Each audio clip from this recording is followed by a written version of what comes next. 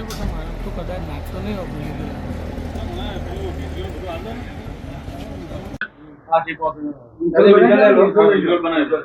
હે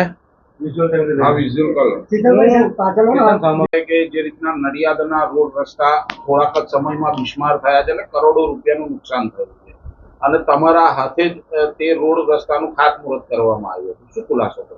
હવે આ 11 રસ્તાઓ તમે અહીંથી જ મારી બાઇક પતાવી અને સીધા એ રસ્તા ઉપર જાઓ અને એ રસ્તાઓ તમે જાતે જોઈ લો અને પછી નિર્ણય કરજો. હું તો મારે જે કહેવાનું છે એ કહું છું કે આ રસ્તાઓ જે મ્યુનિસિપાલિટીમાં ફંડ સરકારમાંથી આવ્યું હતું રસ્તાઓ કરવા માટેનું, એ ફંડ ભર્યા પછી આશરે 3.5 કરોડ રૂપિયાના રસ્તાઓ બનાવ્યા અને 11 નહીં પણ ટોટલ 20 રસ્તાઓ છે. એમાંથી લગભગ 4 કે 5 રસ્તાઓ અમે બાકી રાખ્યા છે કે જેની અંદર પાણી ભરાય છે ને થોડુંક ઊંચા લેવા પડે એવા છે. એ ઊંચા લઈને ફરીથી એની કાર્પેટ કરવી પડે એવી છે, એટલે એ રસ્તાઓ અમે બાકી રાખ્યા છે. બાકીના રસ્તાઓ પૂર્ણ થઈ ગયા અને આ દરેક રસ્તાઓ R&B ડિપાર્ટમેન્ટ મારફતે બનાવ્યા છે.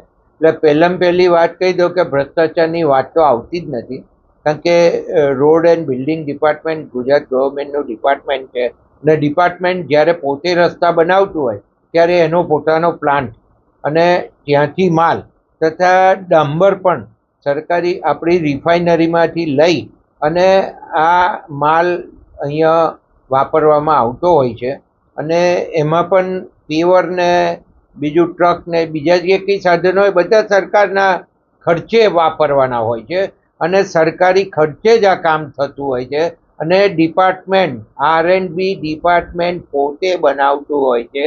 એટલે બીજા કોઈ આમાં નગરપાલિકાનો ભ્રષ્ટાચાર કે એવી કોઈ બાબત આવતી નથી. હવે આ રસ્તા બનાવ્યા છે એની સરફેસ અત્યારે હું પણ જોઈ આવ્યો, તમે પણ જોઈ આવજો, એક પણ રસ્તોની કાંકરીએ ઉખડી નથી. હા, કોઈક જગ્યાએ જે પોચાણવાળી જગ્યા હશે કાં છેવાડાનો ભાગ હશે અથવા તો કોઈએ વચ્ચે ગટર લાઈન ખોદી હોય બેસી ગઈ હોય ને એ એવા 2-3 જે ભાગો હશે એવા નાના ખાડા હશે. એ લગભગ 3 કે 4 ખાડા છે આખા રસ્તા પર અને અડધો ફૂટથી 1 ફૂટના પહોળા ખાડા હશે, એનાથી વધારે કંઈ છે નહીં. એટલે જે રસ્તા બન્યા છે એની ઉપર આવી કોઈ બાબત આવતી નથી, આવું મારું સ્પષ્ટપણે માનવું છે. અને અહીંયા સાથે ચીફ ઓફિસરે બેઠા છે અને કારોબારીના ચેરમેન પણ બેઠા છે.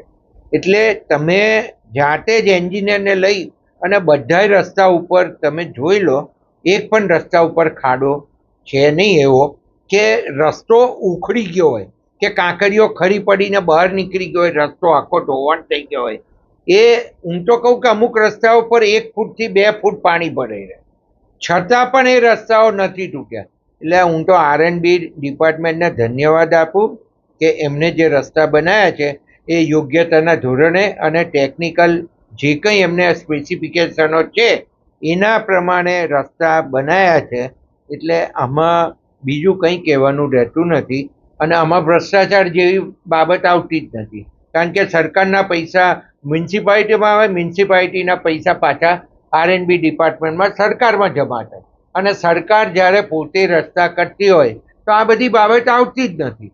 એટલે આમાં કંઈ બીજું કહેવા પણ નથી અને મને કહેતા આનંદ થાય કે મુખ્યમંત્રીશ્રીએ બીજા મુખ્ય રસ્તાઓ જે આપણને આપ્યા છે એમાં એક વાણિયાવળથી તો છેક પીપલક સુધીનો રસ્તો પણ એમાં સમાવેશ થયેલો છે. એ સમાવ પહેલી વાર જ્યારે ટેન્ડર નીકળ્યું એ ટેન્ડર એબાવ હોવાના કારણે નામંજૂર થયું હતું. એ ફરીથી ટેન્ડર બહાર પાડવામાં આવ્યું છે અને વચ્ચે જે ઇલેક્શન હતું એના લીધે પ્રોસિજર અટક્યો હતો, એ ફરી શરૂ થઈ જશે. તમે હમણાં જુઓ છો કે સ્મશાનથી કે કિડની સુધીનો પણ રસ્તો R&B ડિપાર્ટમેન્ટે બનાવ્યો, તો એ પણ રસ્તો અત્યારે જોઈ શકો છો. અને સાઇડ શોલ્ડરનું કામ અત્યારે પેવિંગનું કામ ચાલી રહ્યું છે. તો આ બધાય રસ્તાઓ લગભગ અમે જ્યારે R&B ડિપાર્ટમેન્ટ મારફતે જ બનાવતા હોય અને એમાં કોઈ પણ જાતનો કોન્ટ્રાક્ટર હોતો નથી નગરપાલિકાનો, એટલે બીજી કોઈ બાબત આવતી નથી.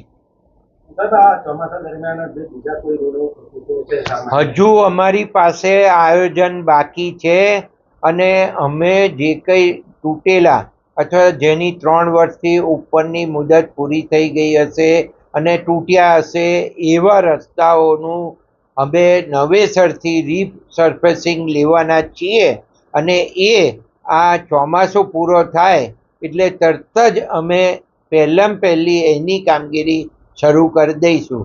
પણ જે અમને જે પહેલાં નુકસાન થતું હતું અને એ પહેલાં કોન્ટ્રાક્ટર દ્વારા જે રસ્તા બનાવવામાં આવતા હતા અને જે 2-3 વર્ષની અંદર તૂટી જતા હતા એ હવે બંધ થઈ ગયું છે, જે R&B ડિપાર્ટમેન્ટ બનાવે છે એટલા માટે.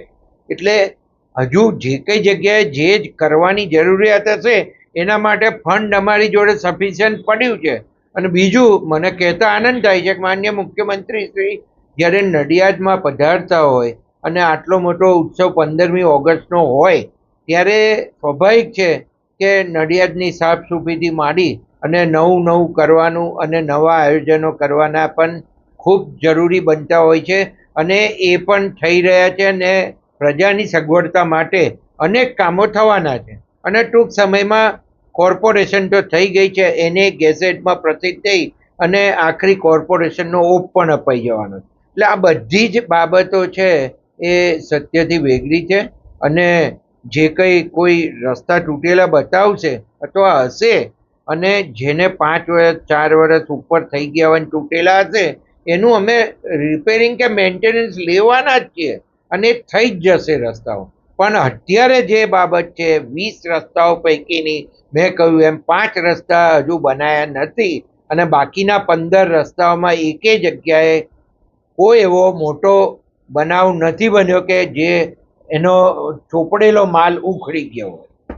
જો વાત કરવા જઈએ તો જે રીતે જે સિટી એરિયામાં જે રસ્તાઓ બનાવ્યા છે 2 વર્ષ દરમિયાન, જો ભાવસારવાડ છે, જૂની જે બીએલ ભટ્ટની હોસ્પિટલ છે ત્યાં આગળ જે રસ્તાઓ અત્યારે બિસ્માર જોવા મળી રહ્યા છે તે વિશે શું કહેશો? જે જૂના રસ્તાઓ છે 2 વર્ષ પહેલાંના નહીં હોય, જે હશે એ કોન્ટ્રાક્ટરની ટાઈમ મર્યાદા પૂરી થઈ ગઈ હોય એના પહેલાંના હશે અને એના કારણે જે રિપેરિંગ કરવાનું થતું હશે. એટલે અત્યારે ચોમાસું ચાલુ છે એટલે અત્યારે અમે નહીં કરી શકીએ, પણ ચોમાસા પછી એનું તાત્કાલિક સિમેન્ટ કોન્ક્રીટના રસ્તાઓનું રિપેરિંગ અમે કરી દેવાના છે. સર, અમદાવાદ બજાર પોલીસ ચોકીથી નટપુર બેંક સુધીનો રસ્તો ડામરનો જે બનાવ્યો છે તે અત્યારે જે રસ્તો છે તે જર્જરિત છે. જે ખાસ વાત કરીએ તો આપણે બેંક ઓફ બરોડા પાસે બાજપેડા ચેમ્બર પાસે કોક જગ્યાએ કોક એવી જગ્યા હોય ત્યાં તૂટ્યો હોય તો એને મેન્ટેન કરવામાં આવે અને એ તો મેન્ટેન કરે. બીજું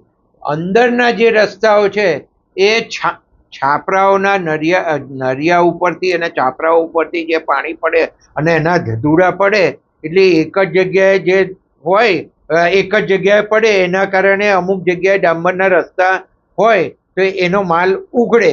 એ સ્વાભાવિક વાત છે અને સાચી વાત હશે. પણ એને લીધે થઈ અને તમે એવું કહો કે આ 3.5 કરોડ રૂપિયાના બધા રસ્તાઓનું ધોવાણ થઈ ગયું અથવા તો એ પૈકીનો કોઈ હોય તો તમે અમને બતાવો. બાકી જૂના રસ્તાઓ છે એનું તો મેં પહેલાં જ તમને કહી દીધું અને એ પ્રમાણે કામગીરી થવાની. પંકજભાઈ, જે આ જૂનું બસ સ્ટેન્ડ, જી સર, જે રીતે રસ્તાઓની જે બિસ્માર હાલત છે અને ખાસ કરીને જે રીતે આક્ષેપો થઈ રહ્યા છે, જે ગેરરીતિઓ થઈ છે અને જે અલગ વોર્ડમાં જે રીતે છેલ્લા 4 મહિનામાં 11 જેટલા રસ્તાઓની જે વાત કરવામાં આવી છે, શું કહેશો સાહેબ આપની પ્રતિક્રિયા? આજે 11 જેટલા જે રસ્તાઓની વાત અત્યારના ન્યૂઝપેપરમાં આવી છે એ અન્વયે જણાવું કે આ બધા જ રસ્તાઓ જે છે એ નગરપાલિકાની ગ્રાન્ટ છે અને નગરપાલિકાની ગ્રાન્ટ હોવા છતાં નગરપાલિકાએ સારા કામગીરી થઈ શકે એ માટે R&B ડિપાર્ટમેન્ટને આ કામ સોંપેલું છે અને R&B ડિપાર્ટમેન્ટ પોતાના પ્લાન્ટ દ્વારા એ કામગીરી કરાવે છે. એટલે R&B ડિપાર્ટમેન્ટ પણ કોન્ટ્રાક્ટર થ્રુ નહીં પરંતુ પોતાની ડિપાર્ટમેન્ટ વર્ક તરીકે એ કામગીરી કરાવે છે, જેથી કરીને ખૂબ જ રસ્તાઓ સારા થાય અને ખરાબ તૂટે નહીં, કોન્ટ્રાક્ટરમાં વચમાં આવે નહીં. એટલા માટે થઈને અમે આ કામગીરી વ્યવસ્થિત થાય એટલા માટે R&Bને સોંપેલ છે. હાલમાં જે ન્યૂઝ છે એ પૈકીના 5 રસ્તા હજી બનાવવાના બાકી છે, એમના પણ કેટલાક ખોટા છે. એ ઉપરાંત એ રસ્તાઓ પણ અમે ચોમાસું પૂરું થયા પછી નવેસરથી બનાવવાના છીએ અને જે બીજા પણ જે કોઈ રસ્તા હશે એ પણ અમે નવા બનાવવાના છીએ. હાલમાં જે ફોટા આવે છે એ જે માનો કે રસ્તા આરએનબી બનાવ્યા છે, પરંતુ ખરાબ કોને થયા કહેવાય કે જેમાં આખી સરફેસ ખરાબ થઈ ગઈ હોય તો એ રસ્તાને ખરાબ થયા કહેવાય. પરંતુ જે જગ્યાએ કોઈક એવી પણ જગ્યા હોય કે જ્યાં પાણી બ્લોકેટ થતું હોય તો એવામાં ચોમાસામાં થોડોક પ્રોબ્લેમ થાય તો એ તો બહુ માઇનર પ્રોબ્લેમ છે. 2 ફૂટના જે નાના ખાબોચિયા ભરાતા હોય સાઈડના કોર્નર ઉપર ગોળાઈમાં એવી જગ્યાઓ હોય છે અને એ આપણે મેન્ટેનન્સમાં આરએનબી દ્વારા રિપેરિંગ થઈ જતું હોય છે. અને 1-2 જગ્યા એવી છે કે જેમાં ભૂગર્ભ ગટરમાં જ્યારે પ્રોબ્લેમ થયો હોય અને એને રિપેરિંગ કરવાની જરૂરિયાત પડી હોય. ઇવન આપણે જે નવા રસ્તા બનાવીએ એટલે વચ્ચેના જે ભૂગર્ભ ગટરની જે ઢાંકણાઓ છે એને પણ આપણે ઉચકતા હોઈએ છીએ. તો એ બધાના આની અંદર ઉલ્લેખ કરેલ છે જે યોગ્ય નથી.